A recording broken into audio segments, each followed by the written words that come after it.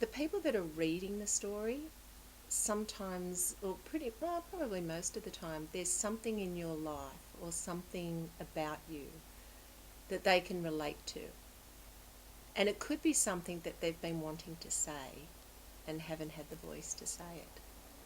And then when someone comes along with a story and actually verbalises it or puts it in writing, it becomes real and it can become their words.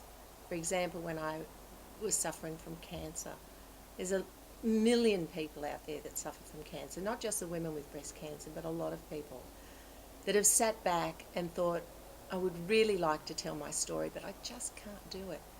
So in sharing your own story, it helps a lot of other people.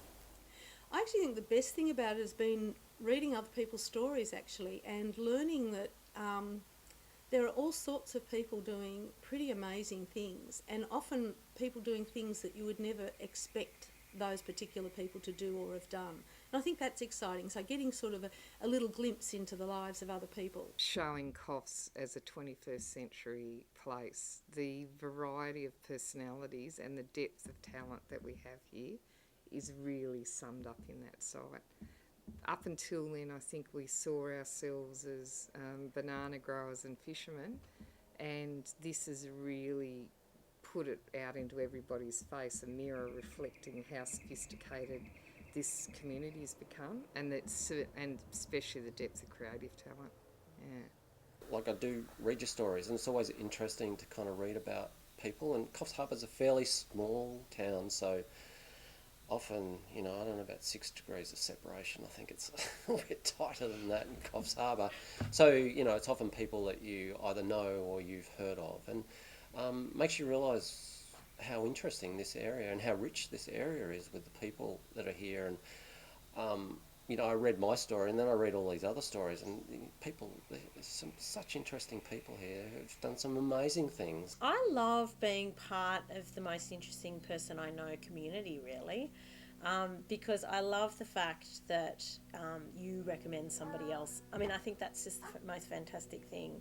And I always loved opening those emails each week just to see who'd been selected and wondering who had chosen them.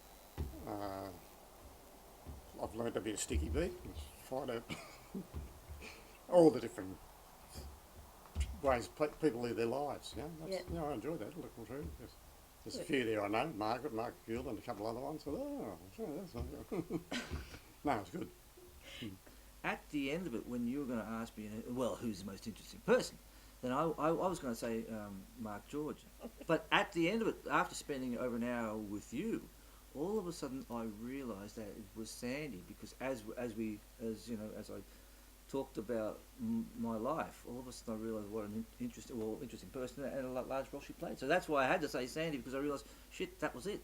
That was it. Even though I wasn't going to nominate her, that wasn't really on my list. At the end of it, I realised you were. No, but had I gotten in first, I wouldn't have nominated you. There's true love. Only because, I don't... It's not an ex-boyfriend again. No. It's always about the ex-boyfriend. Every night. Yep. No, stop it. It's turning into a comedy hour. Quick, cut. When I see that...